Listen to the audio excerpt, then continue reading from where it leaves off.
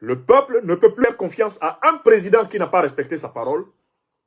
Le peuple ne peut plus respecter et ne doit même plus respecter un président qui ment. Un président qui ne tient pas sa promesse ne doit plus présider. Vous êtes 478 personnes sur Facebook. Vous êtes un peu plus de... à peu près 500 sur Facebook, s'il vous plaît. Partagez et protégez votre émission. Vous êtes environ maintenant 700 personnes sur YouTube. S'il vous plaît, n'oubliez pas, rendez-vous sous la vidéo, appuyez sur le pouce levé et partagez. Il est important que l'Afrique possède ces raisons que je ramène. Première raison, donc, la raison éthico-morale. Je crois qu'il n'y a pas de débat dessus. C'est un peu comme, vous savez, le pouvoir, c'est une location. Vous entrez, le bailleur vous dit, le propriétaire de la maison vous dit, dans ma maison, à la fin du mois, on paye 30 000. On paye 30 000. Quand vous entrez dans sa maison, une fois installé dans sa maison, vous dites que non, finalement, vous ne payez plus rien, vous allez rester dans sa maison tout le temps. Ce n'est pas acceptable. Un président qui est élu sur la base d'une constitution ayant la limitation des mandats et qui, une fois installé au pouvoir, ayant commencé son deuxième mandat, dit que finalement, il n'y a plus de limitation de mandat. C'est exactement comme un locataire qui entre dans la maison d'un propriétaire et qui à un moment donné dit « La maison m'appartient, je ne pars plus ». Non. Le pouvoir n'appartient pas au président. Le pouvoir appartient au peuple. C'est le peuple qui est le propriétaire du pouvoir. Le président n'est que le locataire du pouvoir. Un locataire qui ne respecte pas le propriétaire n'est plus digne de location. Il doit être mis dehors. Parce que c'est un locataire immoral, indigne, sans parole. C'est de l'escroquerie morale. Deuxième raison pour laquelle les troisièmes mandats sont inacceptables. Ils sont inacceptables parce que ces troisièmes mandats remettent en cause l'ordre juridique du pays. L'ordre juridique. Notez la deuxième raison. La raison juridique. Dans tout système juridique, la Constitution est considérée comme la norme juridique de tout l'édifice socio-économico-politique. La Constitution est ce qui permet à tous les membres d'une communauté politique de se sentir protégés et soumis à la même loi. Il s'ensuit que lorsque un président de la République viole la Constitution, il vient en réalité de renverser complètement l'ordre juridique. Normalement, dans un tel pays, tous les citoyens ne doivent plus accepter les jugements qui sont rendus dans les tribunaux de première instance, dans les cours d'appel, dans les cours de cassation, dans les cours suprêmes. Puisque le président, qui s'est engagé à être le garant de la Constitution, ne la respecte pas, il s'ensuit que les autres citoyens ne se sentent plus engagés par cette Constitution. On retourne dans ce que les philosophes politiques ont appelé l'état de nature. C'est le retour à l'état de nature, où chacun est libre de faire ce qu'il veut. Si le président de la République, chef de l'État, que la Constitution invoque comme étant le garant de sa sacralité, ne la respecte pas, il n'y a plus d'ordre juridique. L'ordre juridique s'effondre, on quitte l'état de droit, qui est un état où on respecte la loi, pour tomber dans l'état de nature. Dans l'état de nature, c'est la guerre de tous contre tous. Homo homini lupus. L'homme est un loup pour l'homme. C'est la deuxième raison. Dès qu'un président ne respecte pas la loi, c'est fini. Le pays retombe dans le chaos. C'est la deuxième raison. La raison juridique. Je dis bien juridique. Maintenant, on passe à la troisième raison pour laquelle il faut s'opposer au troisième mandat.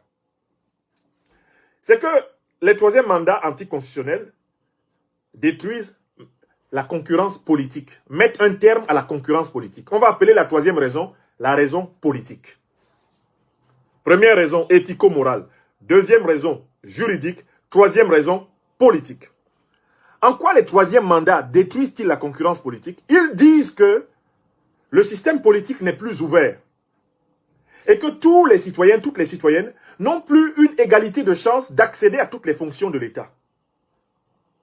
Les troisièmes mandats sont clairement une confiscation du pouvoir politique par un homme et son clan. Donc une monarchisation des républiques. Les troisièmes mandats pervertissent, changent la nature des républiques et les transforment en monarchie bananière.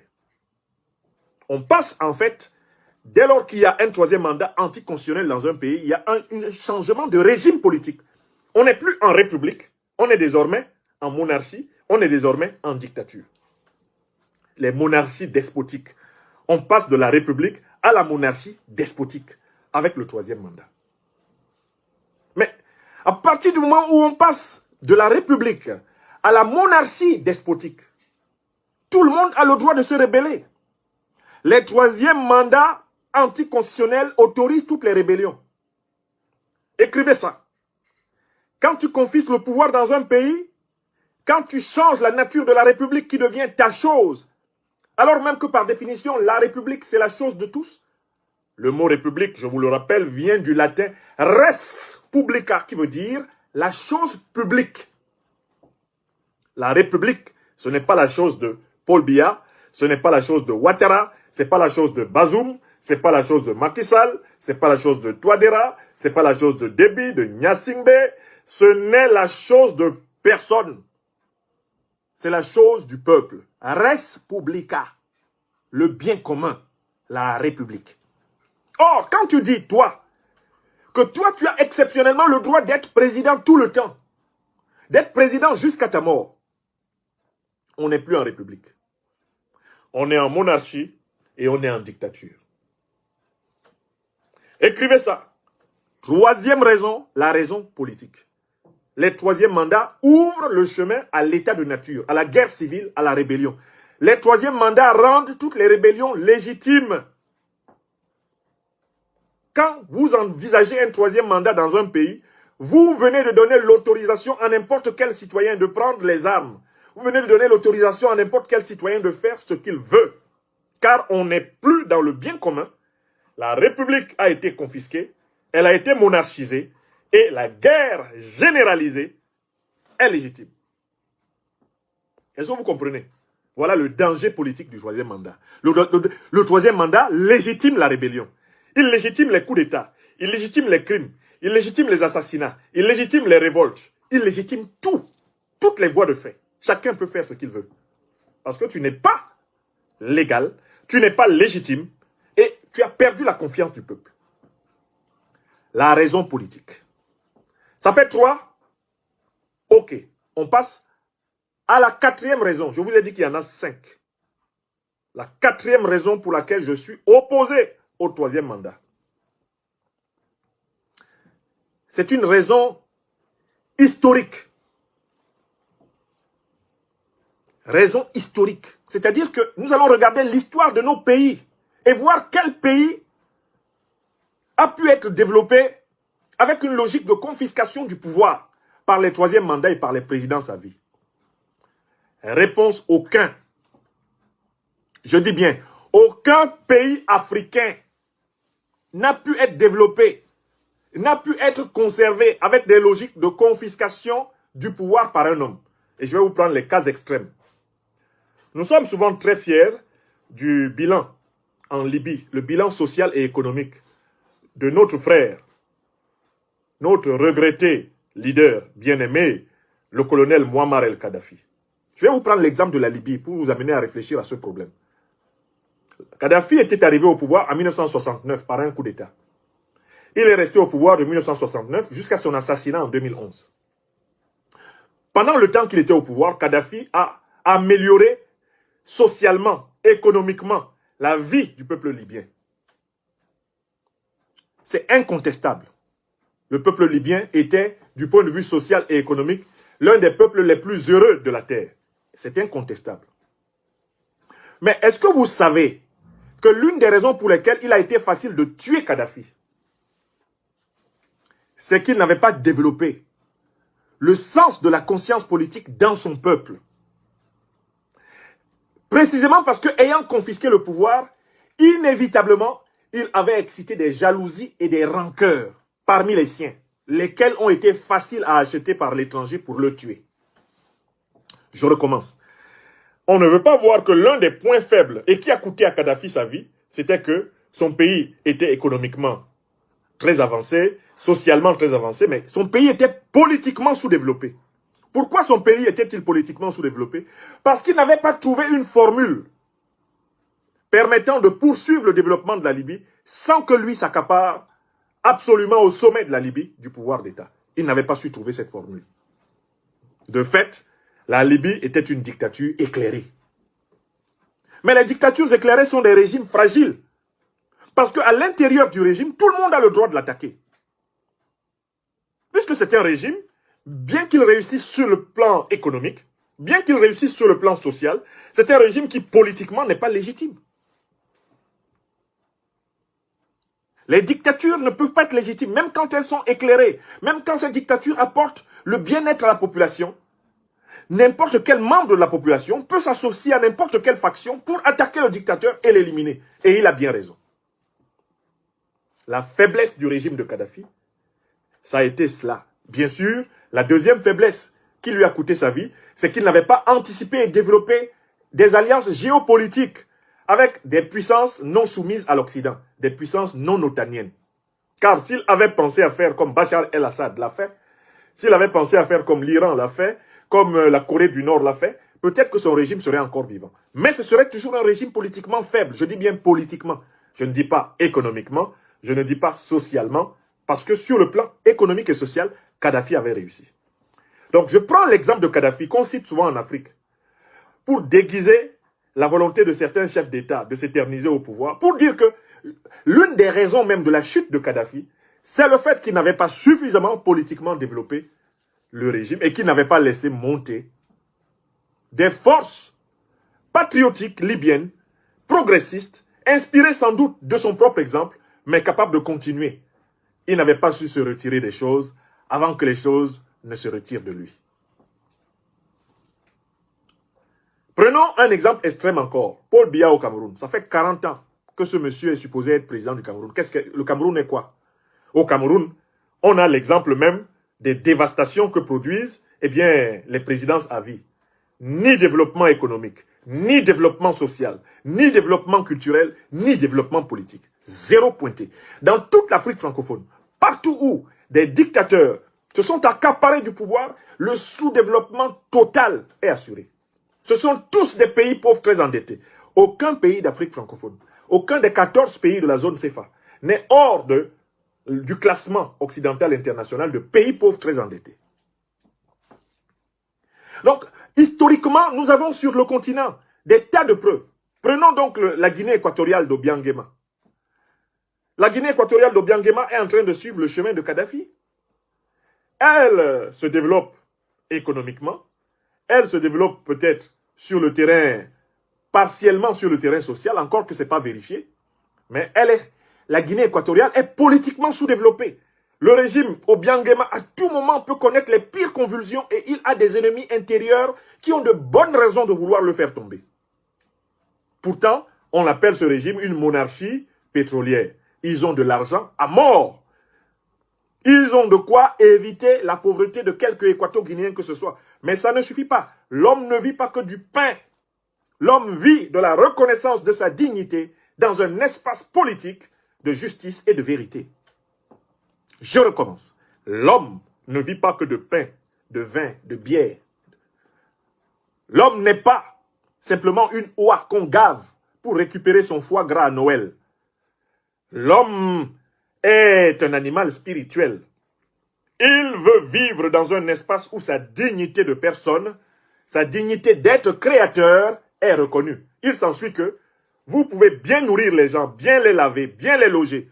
Mais si vous ne leur reconnaissez pas leur dignité d'homme et leur droit de participer à la gestion de leurs propres affaires, vous leur donnez toute légitimité de la révolte, de la rébellion, du coup d'État et du désordre.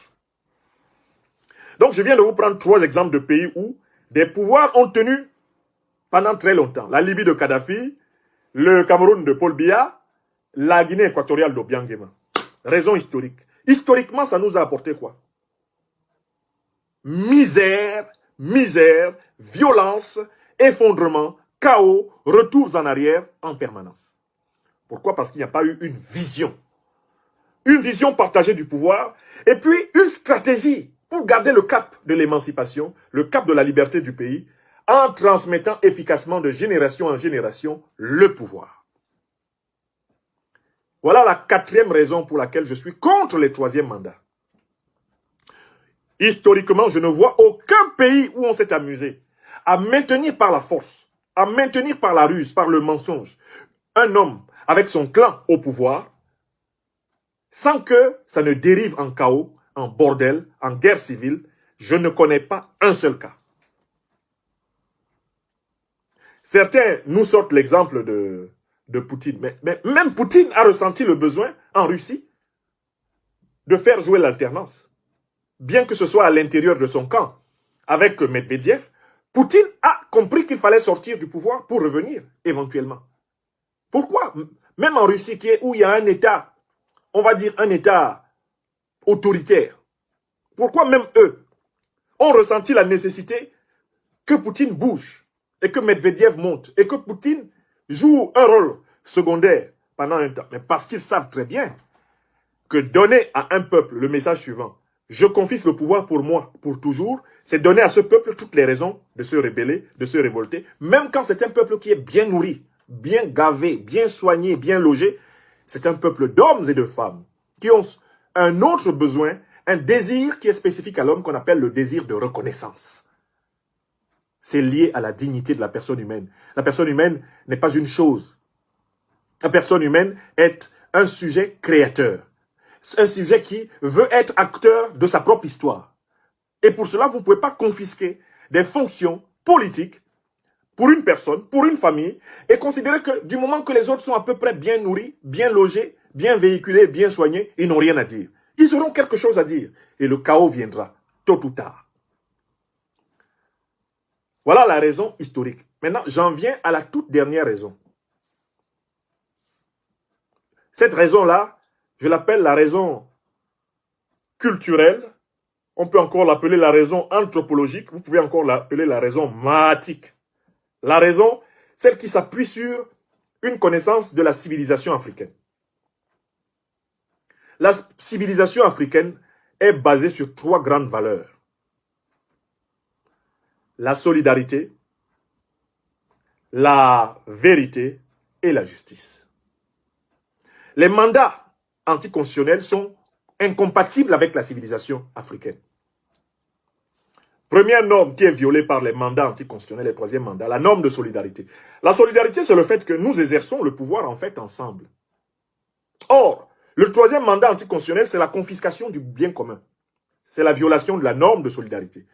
Pour qu'un pouvoir politique africain soit solide, il faut qu'il soit solidaire de la population et que la population soit solidaire de lui. Donc, un tel pouvoir ne doit pas briser le lien de confiance entre la classe politique et la population. Mais d'où vient la solidarité entre ceux qui tiennent le pouvoir et les gouvernés, entre les gouvernants et les gouvernés? La solidarité vient de la confiance. Et la confiance repose sur la parole tenue. Je recommence. Les gens ne savent pas que les civilisations humaines, leur base, c'est la parole. La parole qui est la manifestation de l'esprit dans la matière du monde. Qu'est-ce qui fait qu'il y ait une confiance entre les dirigeants et les dirigés, entre les gouvernants et les gouvernés? C'est la parole tenue. C'est le respect des promesses, le respect des engagements. C'est ça qui fonde la confiance. Il faut que le verbe créateur du Tout-Puissant circule entre les dirigeants et les dirigés, entre le peuple et l'élite politique, d'une manière claire, d'une manière pure, d'une manière exemplaire. Voilà comment le peuple sera solidaire de ses gouvernants. Et voilà comment les gouvernants pourront compter sur la solidarité du peuple. Ne mentons pas au peuple. Et le peuple ne nous abandonnera pas. Ne trompons pas le peuple. Et le peuple ne nous abandonnera pas. Ne manipulons pas le peuple. Et Et le peuple ne nous abandonnera pas. Les peuples sont fidèles à ceux qui les servent avec honnêteté. Cette notion de solidarité, qui est le socle de la civilisation africaine, n'est pas respectée par les troisièmes mandats. Tu ne peux pas dire que tu es solidaire de ton peuple, alors que tu veux confisquer le pouvoir de ton peuple dans le dos de ton peuple. Non. Deuxième élément, j'ai dit la valeur de vérité. Parce que la solidarité, elle s'appuie sur la haute connaissance, sur la haute science, sur la vérité. La vérité est que ceux qui prennent le pouvoir par troisième mandat mentent. La vérité est que ceux qui prennent le pouvoir par troisième mandat violent la loi. La vérité est que ceux qui prennent le pouvoir par troisième mandat sabotent les fondements même de la vie politique commune. Bon, la vérité, c'est que ceux qui prennent le pouvoir pour un troisième mandat instaurent désormais le mensonge. Le mensonge devient le sommet de l'État. Le chef de l'État est un menteur. Tous les dictateurs sont des menteurs. Paul Biya se lève au Cameroun.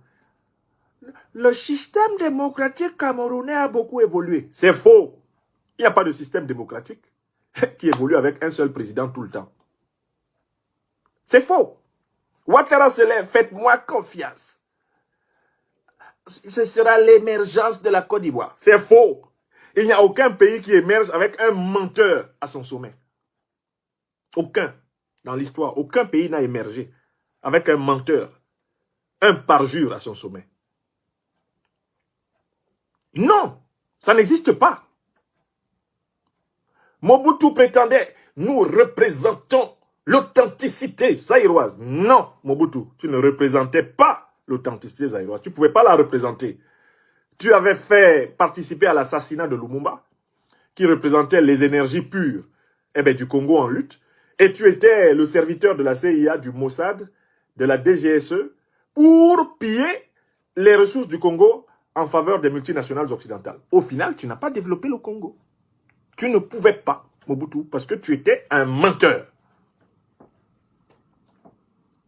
Aucun menteur envers son peuple n'a développé son peuple. Aucun. Donc la vérité est un lien essentiel. Le lien de vérité est un lien politique fondamental. Fondamental. Et enfin, le lien de justice. Le troisième mandat est un acte d'injustice. Il consiste à dire que les autres citoyennes, les autres citoyens n'ont pas le droit d'être président de la République. Il n'y a que toi. Il consiste à dire que tant que toi tu es vivant, quelqu'un d'autre ne peut pas exercer les plus hautes fonctions de l'État. C'est une insulte à la justice. Dans sa forme la plus élémentaire, la justice, c'est la recherche de l'égalité. Il n'y a plus égalité si dans un pays, il y a des citoyens qui ont le droit d'être président tout le temps et d'autres qui n'ont pas ce droit. L'égalité fout le camp. Il n'y a plus de justice. Donc, je vous dis que la civilisation africaine, le concept de Mahat, qui résume les notions de solidarité, vérité, justice, la civilisation africaine est incompatible avec la confiscation du pouvoir. Le pouvoir ne se confisque pas, il s'exerce ensemble. Il s'exerce dans la lumière de la parole tenue, de la parole donnée, de la parole partagée. Le pouvoir ne se confisque pas. Qu'est-ce que c'est même que le pouvoir? En sciences politiques et en philosophie politique, on définit le pouvoir comme étant la capacité d'agir ensemble. C'est ça la définition du pouvoir. Ce n'est pas le fait pour un seul d'imposer sa volonté aux autres. Non! Le pouvoir se définit comme la capacité d'agir ensemble. Pour agir ensemble, dans la matrice civilisationnelle africaine, nous devons être solidaires. Nous devons être véridiques et nous devons être justes. Donc, en laissant même de côté les normes de la démocratie, qui sont des normes de la civilisation occidentale, le pouvoir par le bas, et en appliquant les normes idéales de la civilisation négro-africaine, le pouvoir par le respect des valeurs. Solidarité au sommet et à la base, vérité, justice. En prenant ces normes-là, on ne peut pas intégrer là-dedans. On ne peut pas intégrer là-dedans la notion de troisième mandat anticonstitutionnel. On ne peut pas intégrer là-dedans la notion de présidence à vie.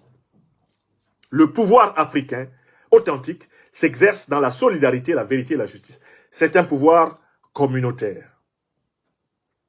C'est un pouvoir assis dans une large adhésion et une large participation sous l'égide des normes sacrées et immémoriales de la Mahat. Je viens de vous donner 5 raisons pour lesquelles les Africaines et les Africains ont le droit, ont raison de s'opposer au 3e mandat. La première raison de s'opposer au 3e mandat, c'est la raison éthico-morale. Écrivez ça.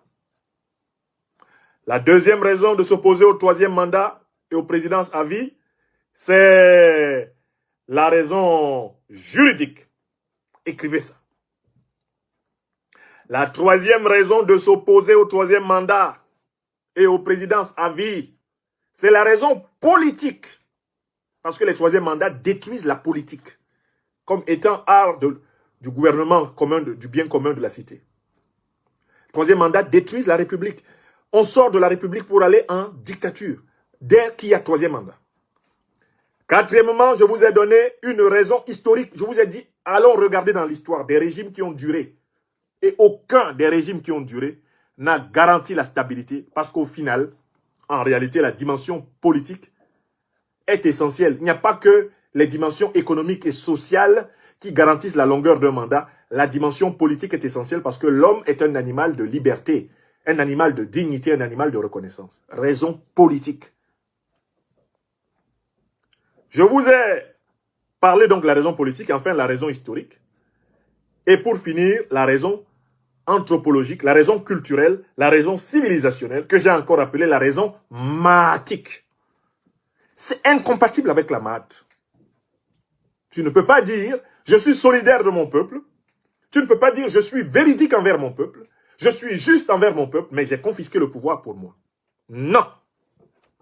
Si tu dis ça, en fait, tu es le plus grand des égoïstes. Tu n'es pas solidaire.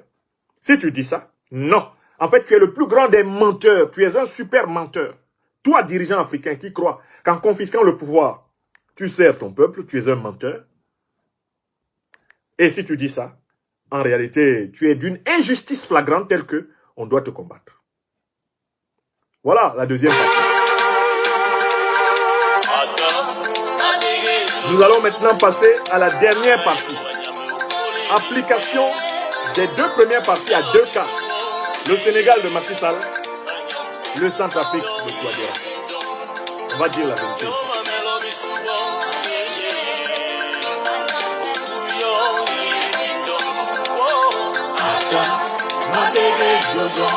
Partagez et protégez.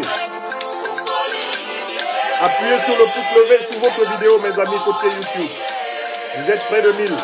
Pensez à appuyer sous la vidéo, le pouce levé. Troisième et dernière partie. Africaines, Africains, nous arrivons à la troisième et dernière partie de cette conférence matinale du 13 juin 2022.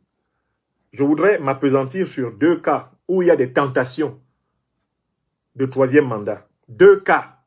Et je voudrais démontrer aux présidents qui ont cette tentation le danger qu'ils courent eux-mêmes et le danger que court leur pays et tout notre continent.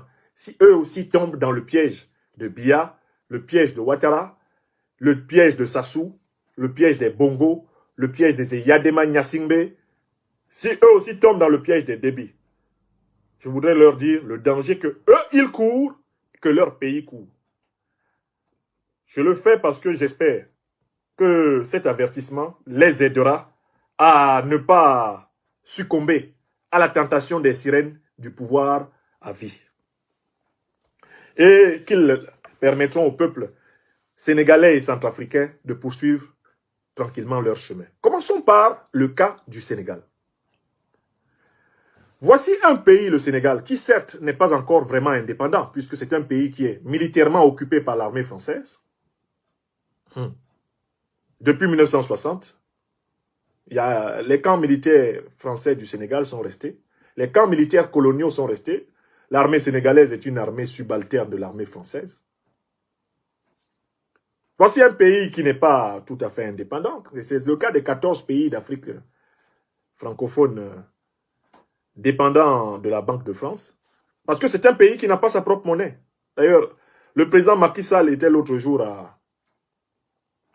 en voyage à Paris et il a reconnu que le Sénégal ne peut pas acheter directement des céréales et des engrais auprès de la Russie parce que le Sénégal dépend du système de paiement européen SWIFT, puisque le Sénégal dépend de la Banque de France et que la Banque de France est la banque d'un État de l'Union européenne qui utilise l'euro et que la Banque de France impose le système SWIFT à toutes les banques centrales qui sont des succursales de la Banque de France en Afrique, la Banque centrale des États d'Afrique de l'Ouest, la Banque des États d'Afrique centrale. Ces deux banques-là, qui sont des sous-ensembles de la Banque de France, sont soumises au système SWIFT. Et Macky Sall a avoué que le Sénégal n'a pas les moyens de payer quelqu'un.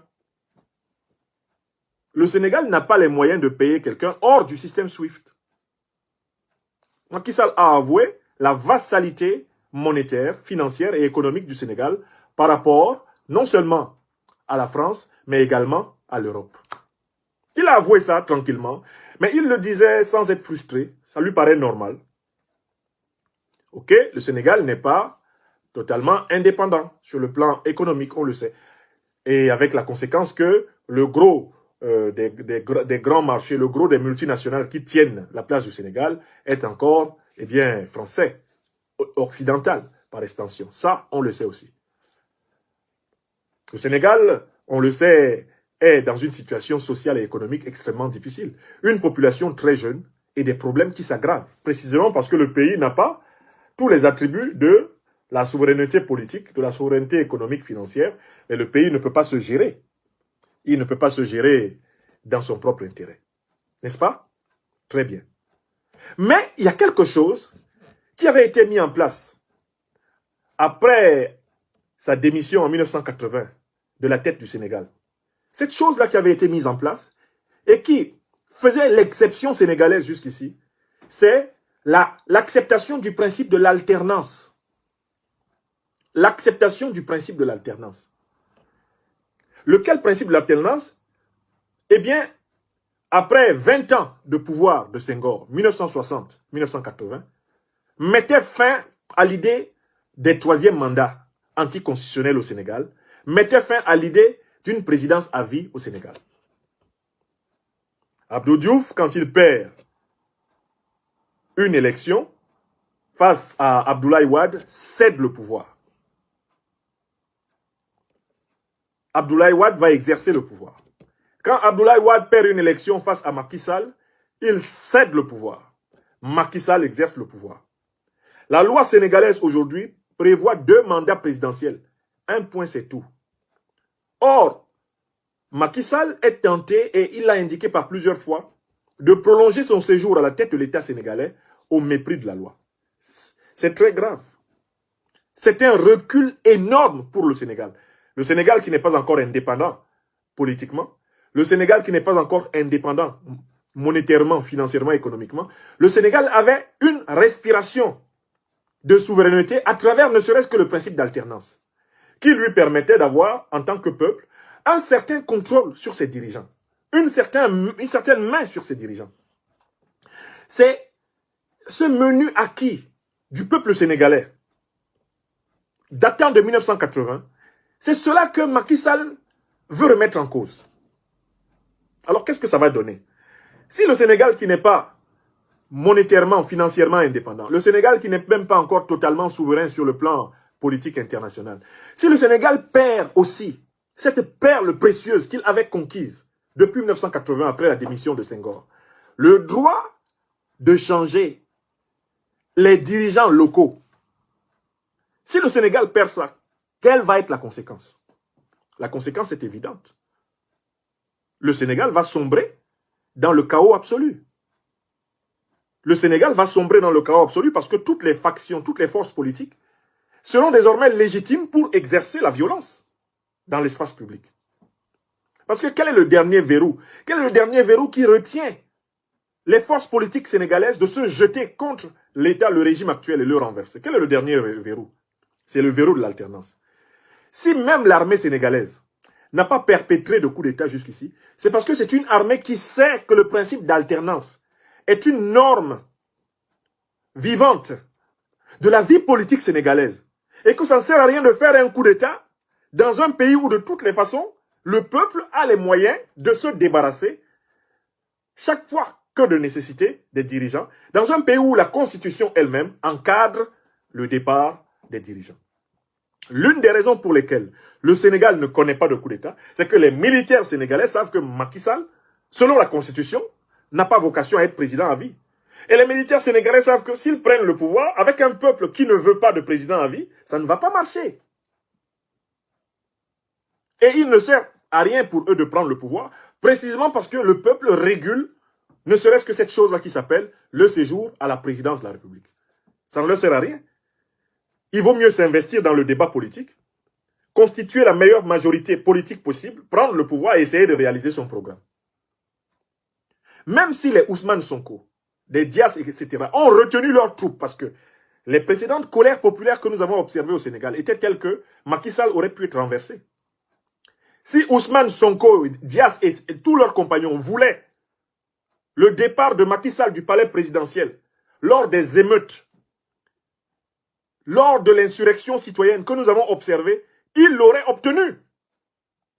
Mais même Ousmane Sonko, même Dias, vous savez ce qui les a retenus? Ce qui les a empêchés de lancer un mot d'ordre de déloger Macky Sall du palais présidentiel? Ce qui les a retenus, c'est le principe d'alternance. Je recommence. Si Sonko et Dias et consorts et leurs compagnons, les leaders de la résistance sénégalaise aujourd'hui, n'ont pas appelé au renversement direct de Macky Sall, au moment même où il était facile de le cueillir, où le peuple sénégalais avait atteint un niveau d'ébullition pas possible, au point même où même Sonko ne contrôlait plus la colère de son peuple. S'ils ne sont pas allés jusqu'au bout, ils ont été retenus par le principe d'alternance qui est la perle, qui est le diamant de la politique sénégalaise. Ils se sont dit, si nous faisons chasser par la rue un président qui a été élu, nous allons par là même perdre quelque chose qui est précieux à l'ordre politique sénégalais, le respect du principe d'alternance. Nous l'aurons chassé du pouvoir avant la fin du mandat que le peuple lui a accordé, et nous ne serons plus jamais sur le plan des valeurs politiques profondes du Sénégal, nous ne serons plus jamais légitimes. Voilà pourquoi ils se sont retenus. Or, que fait Macky Sall? Le président Macky Sall multiplie des signes qui ne veut pas respecter ça. Il ne veut pas respecter la perle, le diamant, l'or de la politique sénégalaise, le principe d'alternance. Par conséquent, vous comprenez pourquoi je lui ai lancé hier et j'ai lancé au peuple sénégalais en Wolof et en français un double appel. Il s'agit de sauver le Sénégal. Parce que si vous enlevez au peuple sénégalais cet acquis de ces 40 dernières années, le droit de choisir et de modifier les dirigeants au sommet de son État, le peuple sénégalais va entrer dans un désespoir colérique. Il va entrer dans une furie incontrôlable. Il n'y aura plus rien pour retenir les Sénégalais. Même l'opposition sénégalaise ne pourra pas contrôler la colère de ce peuple. Si ce peuple se rend compte qu'on ne veut même pas, alors même qu'il n'a pas encore sa pleine souveraineté politique et géopolitique, il n'a pas sa pleine souveraineté monétaire, financière, économique, qu'on lui enlève cet élément de souveraineté politique intérieure qui était le principe d'alternance. Le peuple sénégalais en désespoir, le peuple sénégalais en état de désarroi va poser des actes incontrôlés. Le Sénégal risque de se retrouver explosé. Toutes les rébellions sénégalaises risquent d'être réactivées. La rébellion casamançaise, des tas de rébellions. Et le Sénégal n'est pas à l'abri d'être envahi par les hordes d'Al-Qaïda et d'État islamique. Si le désordre s'installe au Sénégal, le Sénégal va être dépecé. Donc le président Macky Sall porte une responsabilité immense pour la paix au Sénégal. Il faut qu'il respecte la Constitution. Il faut que le président Macky Sall recule.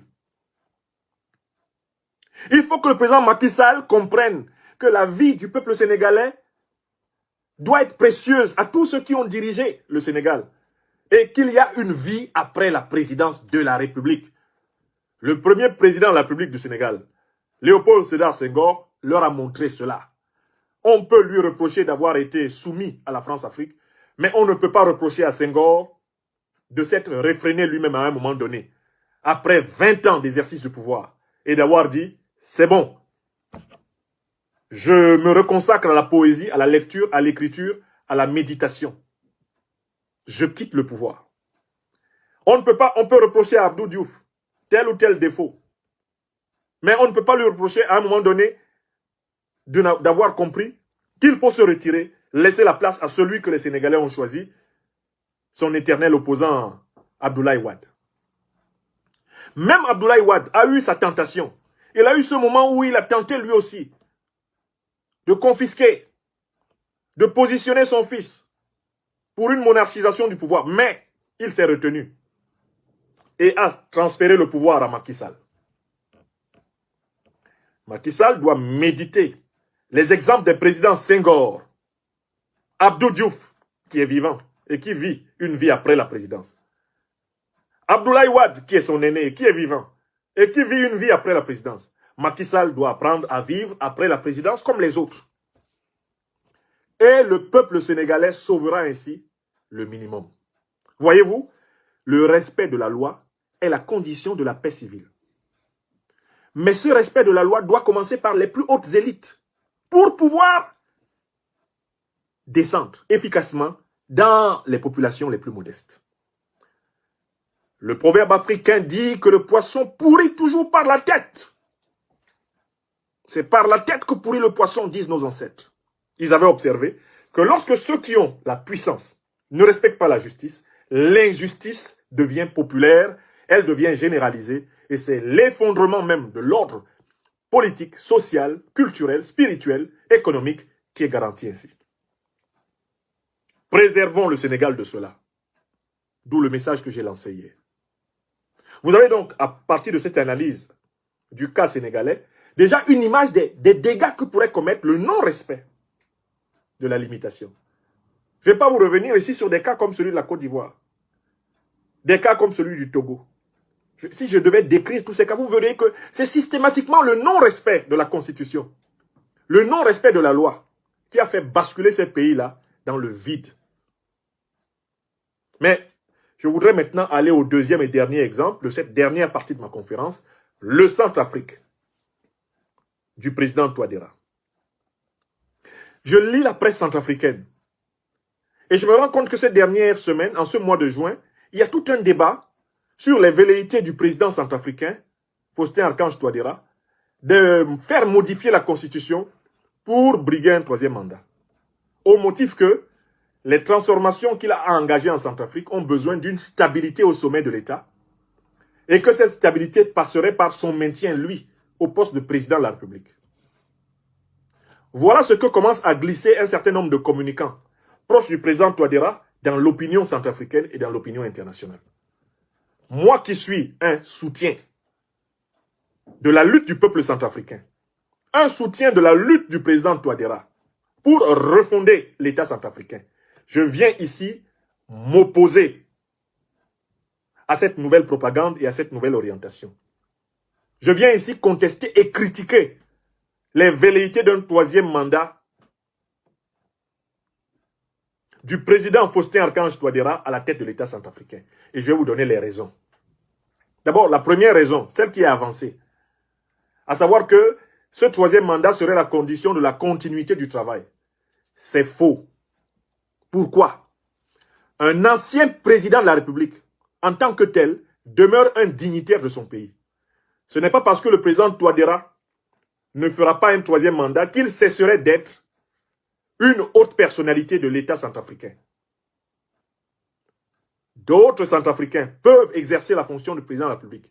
Le président Touadéra étant un grand sage au service de l'État. Il suffit et il faut préparer la lutte politique de telle façon que ce soit des Centrafricains conscients des acquis de la lutte menée par le président Touadéra qui gagnent les futures élections présidentielles. Si vous avez véritablement servi le peuple centrafricain, si vous avez servi le peuple centrafricain avec conviction, avec acharnement, vous pouvez faire émerger dans votre camp politique un candidat capable de gagner l'élection et de continuer l'œuvre du président. Donc, je commence par battre en brèche l'argument que la stabilité politique d'un pays passe par le maintien d'un homme, d'un individu, qui qu'il soit, à la tête de ce pays. C'est faux. Le président Touadéra est un brillant mathématicien. Il s'est avéré excellent géopoliticien, mais il peut continuer à servir le peuple centrafricain comme tel. D'ailleurs, tout le temps qu'il est président, il a continué à enseigner les maths à l'université de Bangui. Ça prouve qu'il peut vivre après la présidence. Deuxième élément, quand il deviendra ancien président de la République, c'est un sage de la République. Et il pourra servir très utilement le futur président de la République. Le futur président de la République centrafricaine, qui peut émerger de la majorité actuelle, puisque cette majorité s'est efforcée de restaurer la dignité du peuple centrafricain, il devra être quelqu'un qui a une telle haute considération de l'État qu'il ne peut pas se séparer de l'intelligence incarnée par le président Touadéra. Ça, c'est le premier point. Il n'y a pas que le président Touadéra qui soit capable de développer le Centrafrique, de diriger le Centrafrique. D'ailleurs, il ne l'a pas fait seul. Quand il était président, il avait des ministres. Quand il est président, là, il a des ministres, il a des premiers ministres, il a des présidents de l'Assemblée nationale, il a des députés. Le président Touadéra n'est pas le seul professeur d'université en Centrafrique. Le président Touadéra n'est pas le seul qui ait fait des mathématiques en Centrafrique. Il y a des Centrafricains dans tous les domaines de la connaissance. Donc, il ne manque pas de Centrafricains capables de comprendre la dynamique actuelle et de la continuer. Donc, je commence par contester cela. Il faut que mes frères et sœurs du gouvernement centrafricain et les compagnons du président Touadéra aient le courage de lui dire, président, nous pouvons continuer l'œuvre après vos 2 mandats. Ça, c'est la première raison. Il y a des Centrafricains capables de continuer l'œuvre du président Touadéra. Il y a des Centrafricains capables d'exercer efficacement la fonction de président de la République, avec d'ailleurs l'appui du président Touadéra lui-même. Premier argument. L'argument de la ressource humaine politique. Je le fais valoir contre la propagande qui a commencé. D'autant plus que le président Touadéra, comme vous et moi, n'est qu'un homme. Qu'est-ce qui se passe alors s'il tombe malade et qu'il meurt? Le Centrafrique arrête d'exister parce qu'il est tombé malade et qu'il est mort?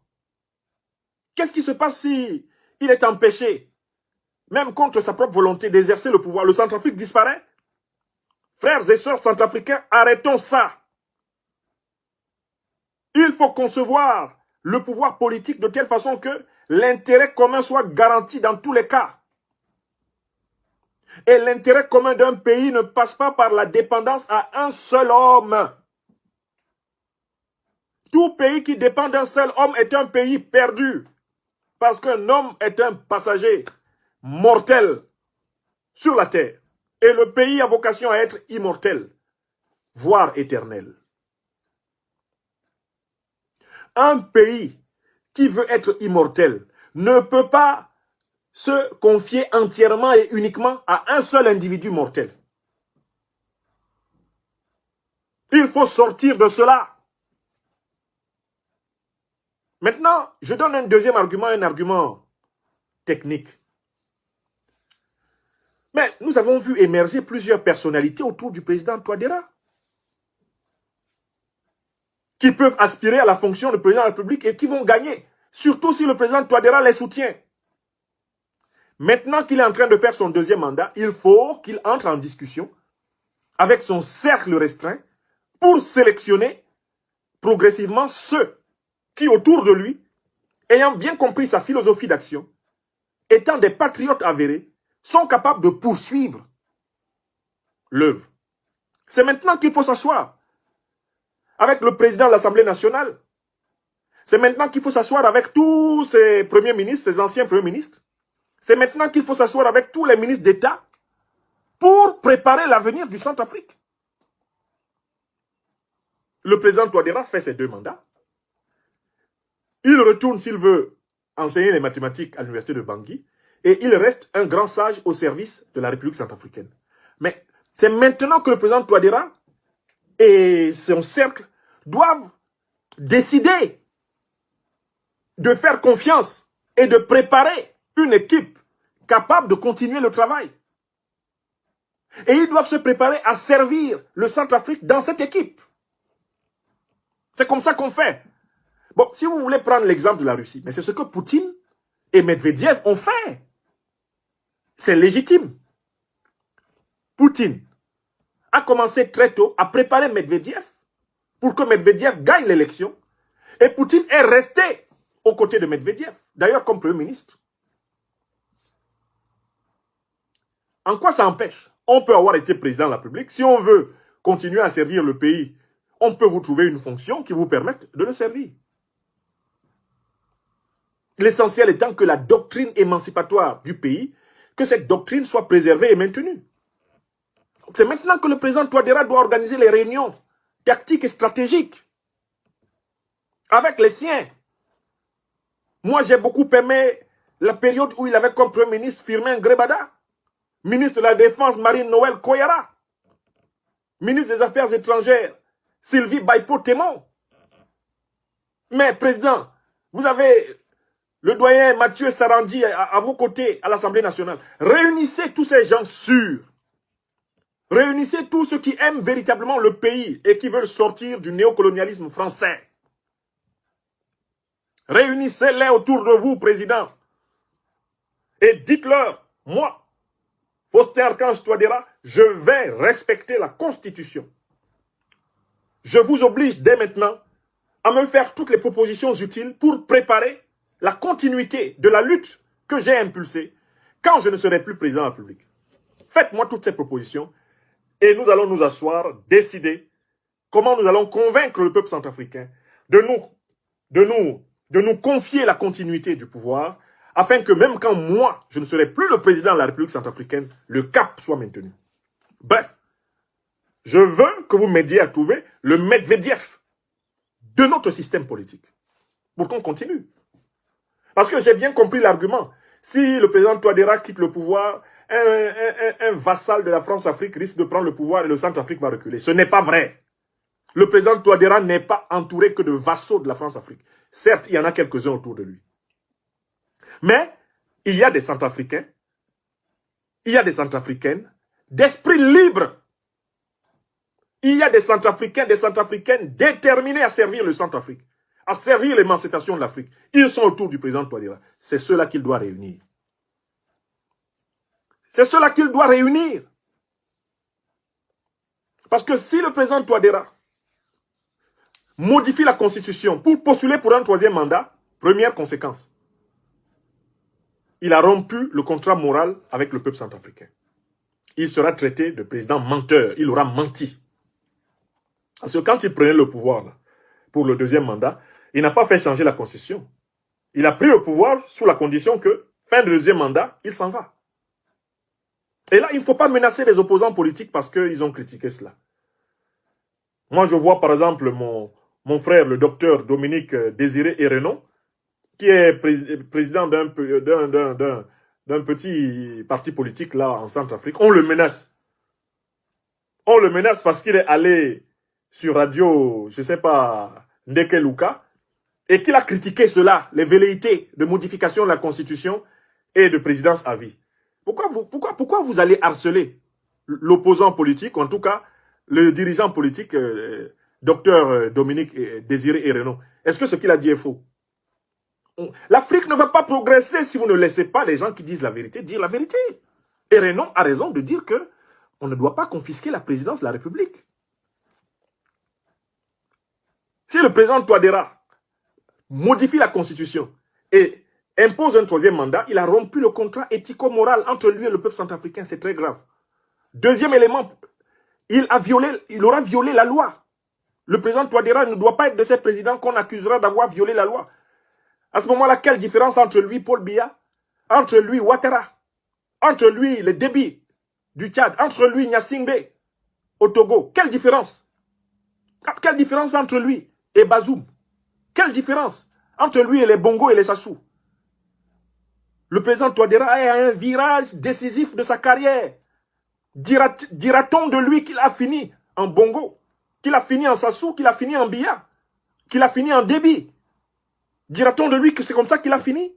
Mais c'est grave après les efforts formidables qu'il a fournis pour commencer la marche de l'indépendance centrafricaine. Donc, attention, il ne faut pas rompre le contrat éthico-moral avec le peuple centrafricain. Il ne faut pas rompre le contrat juridique. Il ne faut pas piétiner la loi. Parce que si vous piétinez la loi, alors la conséquence politique, président Touadéra, c'est que vous allez légitimer tous les rebelles militaires que la France-Afrique a postés à vos frontières. Bozizé, vous allez le réactiver grâce à ça. Vous allez réactiver tous les ennemis du Centrafrique. Vous allez même donner le bâton à la puissance néocoloniale pour armer encore davantage tous ces gens-là. Parce que c'est le meilleur moment pour vous attaquer, d'autant plus que votre peuple ne vous soutiendra pas. Votre peuple ne vous soutiendra pas. Et vous serez plus facile à attaquer par la France-Afrique. Ils vont recommencer à vous harceler par la frontière tchadienne. Ils vont recommencer à vous harceler par la frontière camerounaise, par la frontière congolaise, par la frontière soudanaise. Ils vont activer les commandos pour vous tuer. Parce que vous aurez perdu le soutien du peuple centrafricain, vous vous retrouvez là un matin encerclé et éliminé. Il faut tirer les leçons de l'histoire de dirigeants qui ont rompu le contrat moral, qui ont rompu le contrat constitutionnel avec leur peuple. Comment ils ont fini? C'est cette rupture de contrat qui a valu à Blaise Compaoré d'être chassé de Ouagadougou. Son peuple ne l'a pas défendu. Parce que, entre le peuple et lui, le contrat moral était rompu. Oui! C'est pour cela que Kadhafi a été tué. Il avait aidé ce peuple, mais une bonne partie de ce peuple ne se sentait pas lié par un contrat moral avec Kadhafi, parce qu'il n'avait pas fait respirer le système politique. Ils se sont associés aux étrangers pour le buter. Oui! Donc le président Touadéra, je ne sais pas comment, mais je crois que ce message lui parviendra, il lui arrive d'écouter certains de mes directs. Je le lui ferai parvenir. Par tous les moyens possibles, il faut qu'il voit ça. C'est tout son apport, depuis le grand virage de 2017 à Sochi, jusqu'à ce jour, qui est en cause. Il ne faut pas rompre le contrat éthique, moral avec le peuple centrafricain. Et il ne faut pas rompre la Constitution. Si vous rompez la Constitution, toutes les rébellions sont légitimes. La CPC est réactivée. La CPC aura le droit. Mais ce que le président Touadéra ne voit pas, c'est que s'ils iront ce contrat-là, des militaires centrafricains se sentiront bien fondés de lui faire un coup d'État et ils seront aidés en ce sens. Je recommence. Si vous ne respectez pas le contrat éthico-moral, le contrat juridique, si vous ne respectez pas la nature politique du régime centrafricain, des militaires centrafricains armés vont vous déposer. On va vous fomenter un coup d'État là à Bangui. Qu'est-ce qui retient les militaires centrafricains de faire un coup d'État contre le président Touadéra? C'est parce qu'ils savent que le peuple centrafricain aime le président. Ils savent que le président respecte la loi. Mais si les militaires centrafricains, même ceux de l'armée centrafricaine là, qui ne sont même pas associés à la France, savent que le président Touadéra veut installer une monarchie présidentielle à la tête du pays, c'est fini. Ce sera au premier à réussir son coup d'État. Vous n'avez pas vu une concurrence de coup d'État au Burkina? Au Burkina Faso, là, au mois de janvier, il y a eu une concurrence de coup d'État. Le plus affûté a réussi. Le colonel Zungrana tentait son coup d'État pendant que Henri-Paul Sandaogo Damiba préparait aussi son coup d'État. Le Burkina a été le théâtre d'une concurrence de coup d'État. Mais pourquoi? Parce que la confiance était rompue entre le président Kaboré et le peuple burkinabé. Donc, Kaboré est tombé et les Burkinabés ont continué à vaquer à leurs occupations naturellement. Ils sont occupés de leur moto, de leur vélo, de leur voiture. Les Burkinabés sont occupés de leurs affaires parce que Kaboré, il leur était sorti par les ports du corps depuis longtemps. Si vous ne respectez pas la Constitution, vous détruisez l'ordre politique centrafricain et vous légitimez tous les coups de force. Y compris des coups de force dans vos propres rangs.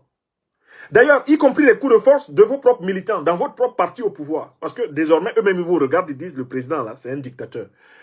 Je pensais qu'on était dans un parti démocratique où, après ces 2 mandats, il allait organiser une réunion, une plénière, une consultation pour savoir qui peut.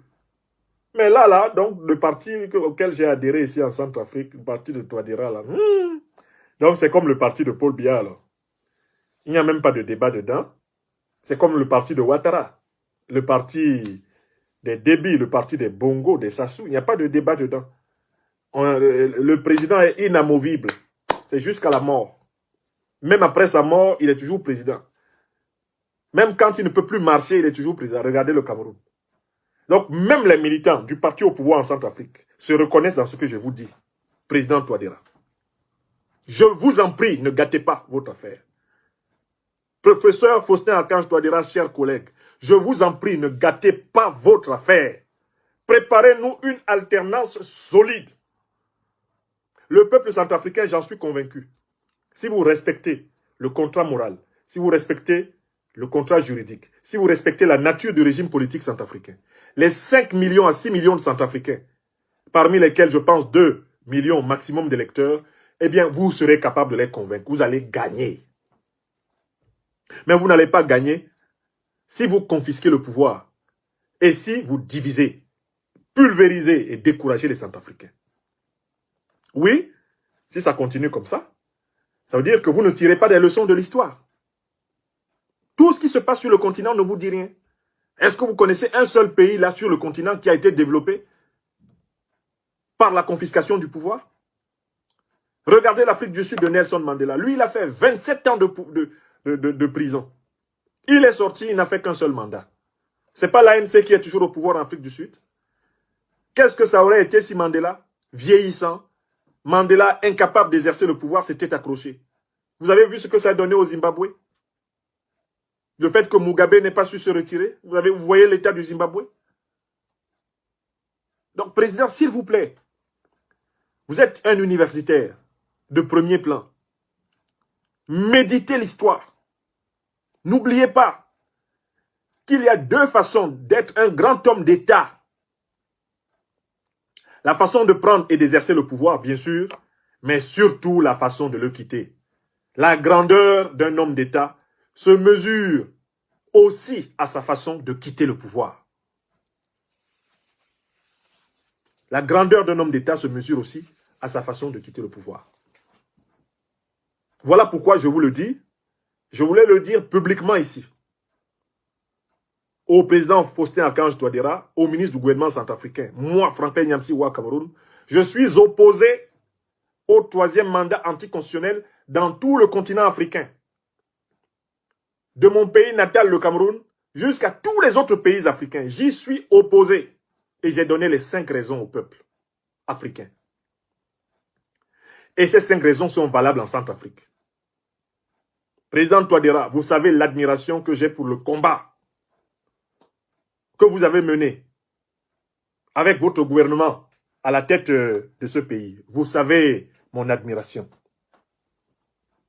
Mais je vous le dis, respectez le contrat moral, respectez la Constitution, respectez le régime politique, respectez l'histoire et surtout, au final, respectez la civilisation africaine, qui est une civilisation de la solidarité, de la vérité et de la justice, une civilisation du respect de la parole donnée, une civilisation de la confiance.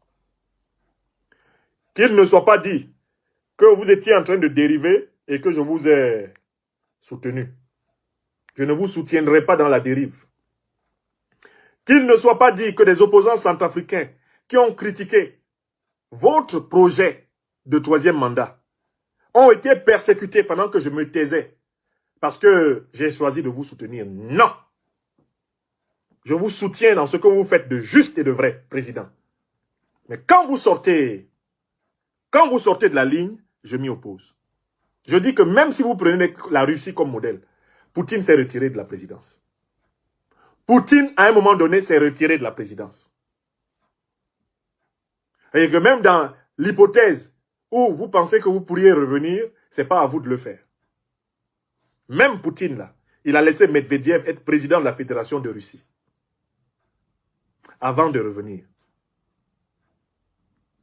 Mais de toutes les façons, le modèle politique africain, ce n'est pas la Russie.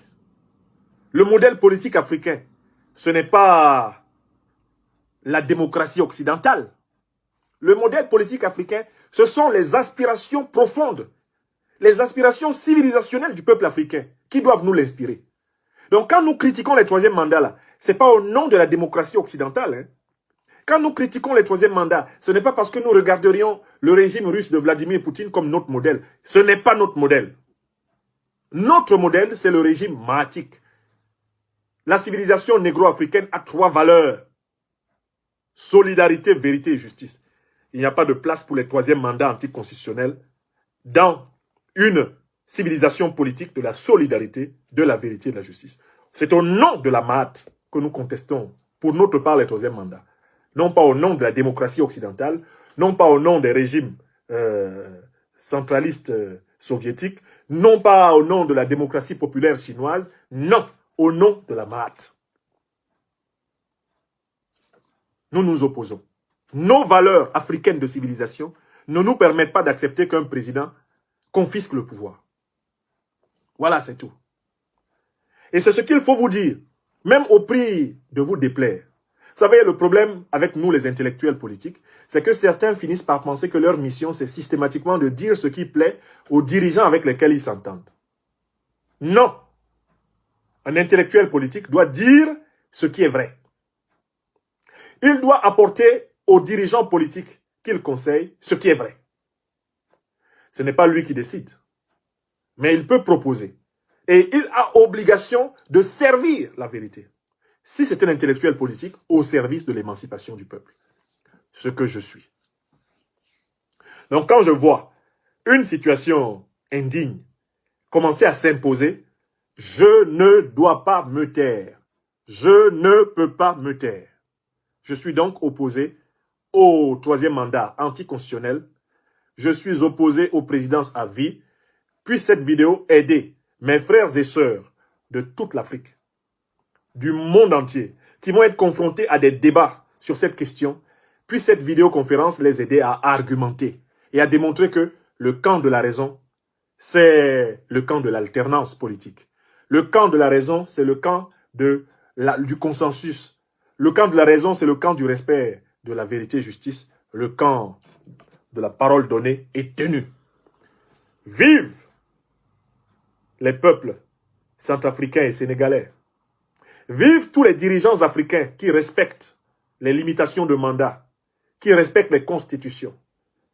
Puissent les présidents Macky Sall et Touadéra, sur lesquels j'ai énormément insisté en ce lundi 13 juin 2022, recevoir ce message positivement, le cœur ouvert, l'esprit ouvert. Puisse l'histoire leur apprendre.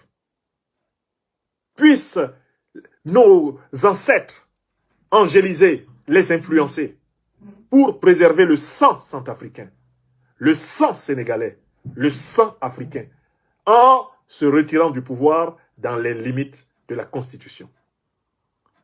Ainsi soit-il.